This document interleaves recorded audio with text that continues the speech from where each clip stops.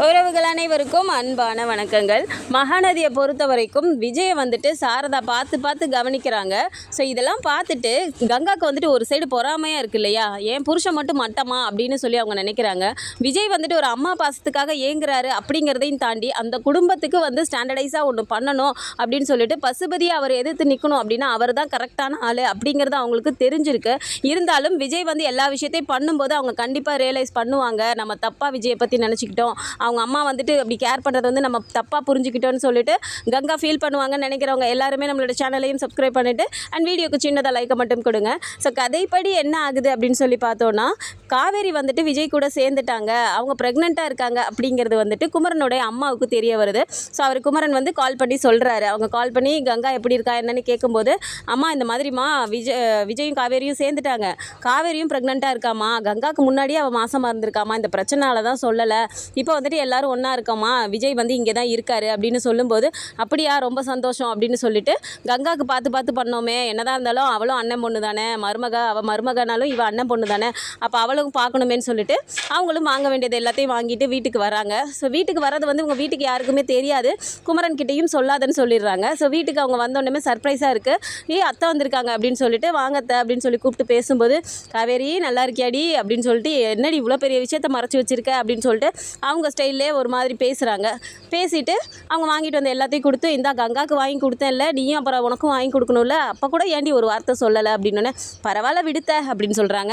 எல்லாத்தையும் கொடுத்து பேசிகிட்டு இருக்கும்போதே, எங்கடி உன் புருஷன் இங்கே தான் இருக்காராமே அப்படின்னோடனே, ஆமாம் அத்தை ரூமில் தான் இருக்காரு அப்படின்னு சொல்லிட்டு அந்த போர்ஷன்லேருந்து கூட்டிகிட்டு வராங்க. ஸோ வந்த உடனே இவர் வந்து பார்த்துட்டு இப்படி எட்டி பார்க்குறாரு. ஏன்னா ஏற்கனவே ஒரு வாட்டி வந்து ஒளிஞ்சிருந்து அவங்க தானே கண்டுபிடிச்சி பேய்ன்னு சொன்னாங்க, அதனால் இப்படி எட்டி பார்த்துட்டு நிற்கிறாரு. அந்த ஞாபகம்லாம் அவருக்கு வந்துடுது. வாங்க தம்பி அப்படின்னு சொன்னோன்னே, நல்லா இருக்கீங்களா அப்படின்னு சொல்லி பேசும்போது, என்ன தம்பி இவளுக்காக எல்லா சொத்து பத்தையும் விட்டுட்டு வந்துட்டீங்களாமே, அப்படி இருந்த பையன் இங்கே வந்து உங்களால் இருக்க முடியுமா, இந்த வசதியெல்லாம் உங்களுக்கு இருக்குது ஒத்துக்க முடியுமா அப்படின்றா பேசுகிறாங்க. வசதி என்னங்க வசதி, மனசு வந்துட்டு சந்தோஷமாக இருந்தால் போதும், கூட இருக்கிறவங்க காட்டுற பாசம் இருந்தாலே போதும் அப்படிங்கிற மாதிரி விஜயும் பேசுகிறாரு. அதுக்கு உடனே பாட்டி என்ன சொல்கிறாங்க, அந்த பையன் எப்பயுமே இப்படி தாண்டி, எல்லாருமே தப்பாக இத்தனை நாள் புரிஞ்சுக்கிட்டு இருந்திருக்கிறோம், அந்த தம்பியை பற்றி தெரிஞ்சுக்காமையே இப்போ தான் அந்த தம்பியை பற்றி தெரிய வந்திருக்கே அப்படின்னு சொல்லும்போது, ரொம்ப தேங்க்ஸ் பாட்டி அப்படின்னு சொல்கிறாரு. சரி எல்லாம் உட்காந்து பேசிகிட்டு இருக்கும்போது அங்கே வீட்டில் நடக்கிற ஒவ்வொரு இன்சிடெண்ட்டையும் அவங்க பார்க்குறாங்க. விஜய்க்கு வந்துட்டு அந்த டைமுக்கு போயிட்டு காஃபி கொடுக்குறதா இருக்கட்டும், அப்புறம் இவங்களுக்கு ஜூஸ் போடும்போது விஜய்க்கும் கொடுக்குறதா இருக்கட்டும், இது எல்லாத்தையுமே பார்க்குறாங்க. ஏற்கனவே வந்துட்டு குமரன் வந்து அந்த அப்பளம் வந்து பேக்கெட் பண்ணி அந்த பாக்ஸ் எல்லாம் ரெடி பண்ணி கொடுத்ததுக்கே வந்துட்டு இவங்க வந்து ஒரு மாதிரி பார்க்குறாங்க. ஏன்னா குமரன் கிட்ட வந்து சாரதா கூப்பிட்டு சொல்லியிருப்பாங்க, தம்பி அந்த அப்பளத்தை மட்டும் ரெடி பண்ணிடுங்கப்பா, அவங்களுக்கு ஃபோன் பண்ணி சொல்லிடுங்கப்பா, போகும்போது டெலிவரி கொடுத்துட்டு போயிருங்கப்பா அப்படிலாம் சொல்லதெல்லாம் இவங்க பார்த்துட்டே இருந்துட்டு கூப்பிட்டு திட்டிகிட்டு இருந்தாங்க. இதுக்கு தாண்டா உன்னை வீட்டோட மருமகனாக இருக்காதுன்னு சொன்னேன், அவன் என்ன மருமக மாதிரியே நடத்துகிற, இப்படி பண்ணுறாளே அப்படிங்கிற மாதிரி அவங்க பேசுகிறாங்க. ஸோ அதுக்குமே வந்துட்டு குமரன் கூட்டிகிட்டு போய் சமாதானப்படுத்தி கூட்டிகிட்டு வந்தார். ஏமா இப்படிலாம் பேசுகிறா, அவங்க வந்து என்னை மருமகனாகவே பார்க்கலாமா, அவங்களும் என்னை பையன் மாதிரி தாம்மா பார்க்குறாங்க, அந்த வீட்டுக்கு நான் தானேம்மா பார்க்கணும் அப்படிங்கிற மாதிரி சமாதானப்படுத்தி கூட்டிகிட்டு வந்து அதுக்கப்புறமா தான் ஊருக்கே அனுப்பி வச்சார். இப்போ வந்துட்டு இத்தனை நாள் அவர் மட்டும் இருந்தார், இப்போ விஜயும் இருக்கும்போது என்ன ஆகுதுன்னா, கங்கா ஏற்கனவே வந்துட்டு அவங்க மனசுக்குள்ளே வந்து ஒரு மாதிரி ஓட ஆரம்பிச்சிருச்சு. ஸோ இதோட தாக்கம் அப்படிங்கிறது கண்டிப்பாக குமரனோட அம்மாவுக்கும் வரதான் போகுது. ஸோ குமரனோட அம்மாவும் ஒவ்வொரு விஷயத்தையும் பார்க்குறாங்க. இது வந்து சாரதாக்கு தெரியவே இல்லை. அவங்க வந்துட்டு இவரும் நம்ம வீட்டில் இருக்க பையன், அவரும் நம்ம வீட்டில் இருக்க பையன், இருந்தாலும் புதுசாக வந்திருக்காரு, இவ்வளோத்தையும் விட்டுட்டு வந்திருக்காரு அப்படிங்கும்போது அவரை பார்த்து கவனிக்கணும் அப்படிங்கிறது மட்டும்தான் அவங்க மைண்டில் இருக்கே தவிர, இவங்க இந்த மாதிரிலாம் யோசிப்பாங்க அப்படிங்கிறத அவங்க நினச்சி கூட பார்க்கல. ஸோ இதெல்லாம் பார்த்துட்டே இருந்துட்டு கங்கா என்ன பண்ணுறாங்க, ஒரு சைடு அவங்க தனியாக ரூமில் உட்காந்துட்டு இருக்கும்போது இவங்க போகிறாங்க உள்ளார. என்னடி கங்கா எப்படி இருக்க, குழந்தை என்ன பண்ணுது, ஸ்கேனுக்கெல்லாம் கரெக்டாக போனியா அப்படின்னோடனே, போனேன் த அப்படின்னோடனே, மருந்து மாத்திரையெல்லாம் ஒழுங்காக சாப்பிட்றியாடி, அன்றைக்கு மாதிரி வயிறு வலி எதுவும் வரலையே அப்படிங்கிறாங்க. அதெல்லாம் ஒன்றும் இல்லை அப்போ வந்தது தான், அதுக்கப்புறம்லாம் ஒன்றும் இல்லை, நல்லா தான் இருக்கேன் அப்படிங்கிற மாதிரி சொல்கிறாங்க. கீழே தான் உட்கார முடியல, கால் எப்போ பார்த்தாலும் புஷ்ஷுன்னு வீங்கிக்குது அப்படிங்கிறாங்க, நின்றுட்டே இருக்க முடியல ரொம்ப நேரம் அப்படின்னு சொல்லும்போது, அது அப்படி தாண்டி இருக்கும், உடம்புல உப்பு நீர் இருந்துச்சுன்னா அப்படி தான் வீங்கிக்கும் ஒவ்வொருத்தருக்கு. ஸோ அடுத்ததாக யமுனா வந்துட்டு வீட்டில் இருக்காங்க. நிவின் வந்து சைலண்ட்டாக உட்காந்து வேலை பார்த்துட்டு இருக்கும்போது வெளியில் காலிங் பெல் அடிக்குது. ஸோ யாராக இருக்கும் அப்படின்னு சொல்லி எட்டி பார்க்கும்போது இவர் போயிட்டு ஃபுட்டு வந்துட்டு டெலிவரி வந்திருக்கு, அந்த பார்சல் வாங்கிட்டு வந்துட்டு அவர் பாட்டுக்கு சாப்பிட ஆரம்பிக்கிறாரு. ஸோ இதை பார்த்துட்டு யமுனா வந்து கேட்குறாங்க, எதுக்குங்க ஆர்டர் பண்ணியிருக்கீங்க, நான் தான் இங்கே சமைச்சிட்டு இருக்கேன்ல, நான் பொழப்பு இல்லாமல் சமைச்சிட்டு இருக்கேன் அப்படின்னு சொல்லி கேட்குறாங்க. நீ சமைக்கிறதுனா நீ சமைச்சு சாப்பிடு, என்ன எதுக்கு கேட்குற அப்படின்னு சொல்லி அவர் கேட்குறாரு. நீங்கள் ஆர்டர் பண்ணுறீங்கன்னா என்கிட்ட சொல்ல மாட்டிங்களா, சமைக்கிறதுக்கு கூடவா நான் சமைக்கணுமான்னு கேட்டுட்டு சமைக்க முடியும் அப்படின்னு சொல்லி சொல்கிறாங்க. சொல்கிறாங்க. இங்கே பார், தேவையில்லாமலாம் பேசிகிட்டு இருக்காத, எதையாவது வச்சு எங்கேயாவது என் வாயை பிடுங்கணும்னு சொல்லிட்டு தானே காலையிலேருந்து நீ சுற்றிட்டு இருக்க அப்படிங்கும்போது, ஓ அப்போ நீங்கள் எல்லாத்தையும் என்ன வாட்ச் பண்ணிட்டு தான் இருக்கீங்க, தெரியாத மாதிரி நடிக்கிறீங்க அப்படி தானே அப்படின்னு சொல்லிட்டு இருக்காங்க. இங்கே பார், இதுக்கு மேலே நீ என் வாழ்க்கைக்கு தேவையே இல்லை, நீ கிளம்பி போய்கிட்டே இரு அப்படின்னு சொல்கிறாரு. இப்போ எதுக்கு நீங்கள் சொல்கிறீங்க இப்படி அப்படின்னு சொல்லி கேட்டோன்னே, ஆமாம் சும்மா ஒன்ட்டெல்லாம் இது போட்டு போராடிக்கிட்டே இருக்க முடியாது, நீ உன்னோட டார்ச்சருக்குலாம் நான் ஆள் கிடையாது, நீ எத்தனை நாள் இப்படியே பண்ணுவேன்னு நானும் பார்க்கலான்னு தான் இவ்வளோ நாள் வெயிட் பண்ணேன், விஜயும் காவேரியும் சேர்ந்துட்டாங்க, இதுக்கு மேலே நீ எனக்கு தேவையே இல்லை அப்படின்னு சொல்லும்போது, விஜய் காவேரி சேர்ந்ததுக்கும் நான் உங்கள் வாழ்க்கையில் தேவையில்லைங்கிறதுக்கும் என்னங்க இருக்குது அப்படின்னு சொல்லி அவங்க கடுப்பாக கேட்குறாங்க. ஸோ அதுக்கு நிவின் சொல்கிறாரு, ஆமாம் இதுக்கு முன்னாடி நான் வந்து உன்னை வெளில போகணும்னு சொல்லியிருந்தேன்னா நான் காவேரி கூட போய் அப்போ சேர போறியா, நீயும் காவேரியும் ஒன்றா சுத்த போகிறீங்களா அப்படி இப்படின்னு சொல்லிட்டு நீ காவேரி அசிங்கப்படுத்தி பேசுவ, எனக்கு அதெல்லாம் பிடிக்கல, இப்போ அவங்க 2 பேர் சேர்ந்துட்டாங்க, இப்போ நீ யார் கூடயும் சேர்த்து வச்சு என்ன பேச முடியாதுல்ல, அதனால மரியாதையாக நீ வெளியே போயிடு அப்படின்னு சொல்லி பேசுகிறாரு. என்ன இப்படியே பேசிகிட்டு இருக்கீங்கன்னு சொல்லிட்டு 2 பேருக்கும் வாக்குவாதம் ஆகிறதுல நிவின் வந்து பக்கத்தில் இருக்க அந்த இதை தூக்கி அடிக்கிறாரு. அவங்க நெத்தியில் பட்டு காயமாயிடுது. அவங்களுக்கும் ஒரு மாதிரி இருக்குது. நிவின் டக்குன்னு கிளம்பி போயிடுறாரு. ஸோ இதுக்கப்புறமா என்ன பண்ணுறாங்கன்னா, நம்ம வீட்டுக்கு போகலாம் அப்படின்னு சொல்லிட்டு வீட்டுக்கு போகிறாங்க. வீட்டுக்கு போனால் அவங்க அத்தையும் வந்திருக்காங்க இல்லையா, வீட்டுக்கு அவங்க உள்ளே நுழைஞ்ச உடனே வாடி எப்படி இருக்க அப்படின்னோன்னா, நல்லா இருக்கேன் த, எப்போ வந்த அப்படின்னு சொல்லி கேட்குறாங்க. நான் காலையில் தான் வந்தேன் அப்படின்னு சொல்லும்போது இவங்க உம்முனே உட்காந்துட்டு இருக்காங்க. என்னடி என்ன நடக்குது, எதுக்கு உம்முனே உட்காந்துருக்க, உன் புருஷன் கூட ஒழுங்காக பேசுறியா இல்லையா அப்படின்னு சொல்லிட்டு அவங்க கேட்குறாங்க. அதுக்கு உடனே இப்போ யமுனா என்ன சொல்கிறாங்க, எங்கத்த நான் சந்தோஷமாக இருக்குது அப்படின்னு சொல்கிறாங்க. என்ன தாண்டி உனக்கு பிரச்சனை அப்படின்னு சொல்லி கேட்கும்போது, சும்மாவே அவங்க அத்தைக்கிட்ட ஏதாவது ஒன்று சொன்னாலே அவங்க பெருசுப்படுத்தி பேசுவாங்க. இதில் யமுனா வேற இன்னும் ஊதி விடுறாங்க. அதாவது என்ன சொல்கிறாங்கன்னா, ஆமாம் இந்த காவேரி வந்துட்டு ஃபஸ்ட்டு இது போய் விஜய் கிட்ட சொல்லாமல் போய் நிவின் கிட்ட தான் ஃபஸ்ட்டு சொல்லியிருக்கா, எதுக்கு அத்தை போய் நிவின் கிட்ட சொல்லணும், அப்போ நிவினுக்கும் அவளுக்கு என்ன இருக்குது அப்படிங்கிற மாதிரி அவங்க பேசுகிறாங்க. என்னடி பேசிகிட்டு இருக்க நீ, சும்மா இருடி அப்படின்னு சொல்லிட்டு அவங்களுக்கே ஒரு மாதிரி இருக்குது, இவங்க தப்பாக பேசுகிறாங்க அப்படிங்கிறது.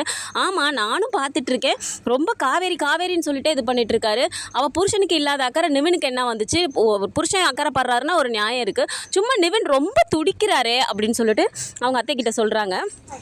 அதுக்குள்ளே சாரதா வந்துட்டு, என்னடி ஜூஸ் ஏதாவது சாப்பிட்றியா, அவங்களுக்கு போட்டிருக்கேன் நீயும் குடிக்கிறியா அப்படிங்கிற மாதிரி கேட்டுட்டு அவங்க வர்றாங்க. ஸோ அதை பார்த்த உடனே இவங்க பேசிகிட்டு இருந்ததை அப்படியே நிப்பாட்டிக்கிறாங்க.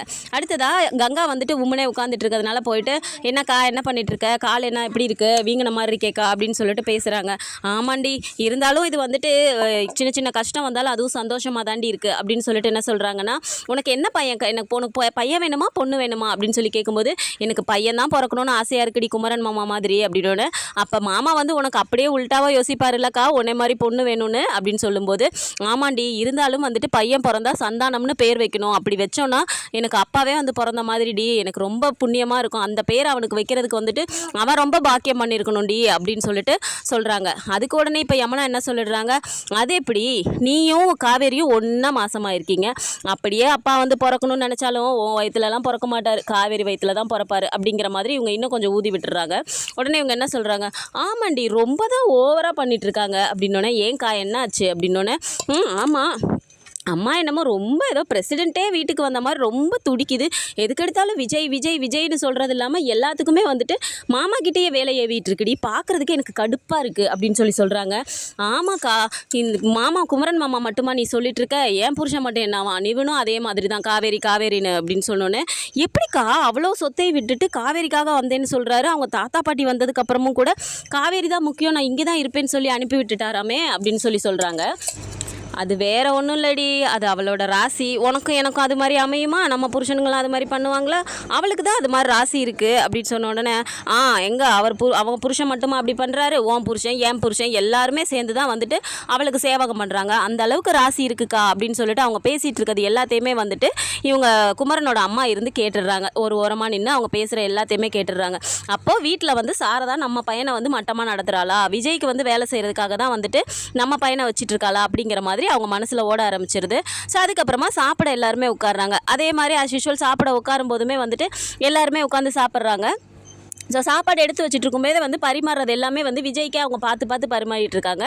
குமரன் வந்து சாப்பிட்டு முடிச்சுட்டு அடுத்த சாப்பாடு வந்து அவரே எடுத்து போட்டுக்கிறாரு. ஸோ இதையும் அவங்க அம்மா கவனிக்கிறாங்க. இதெல்லாம் பார்த்துட்டே இருந்துட்டு சாப்பிட்டு முடிச்சதுக்கப்புறமா என்ன பண்ணிடுறாங்க, கங்கா இங்கே இவ்வளோ இடம் பத்தாதுடி, இவ்வளோ பேர் இருந்துக்கிட்டு உங்கள் அம்மா எல்லாத்துக்கும் இது பண்ணிட்டு இருக்க முடியாது, நான் உன்னை பார்த்துக்கிறேன், நீ கிளம்பு ஊருக்கு போகலாம், குமரா கிளம்புடா ஊருக்கு போகலாம் அப்படின்னு சொல்லி எடுத்த உடனே சொல்கிறாங்க.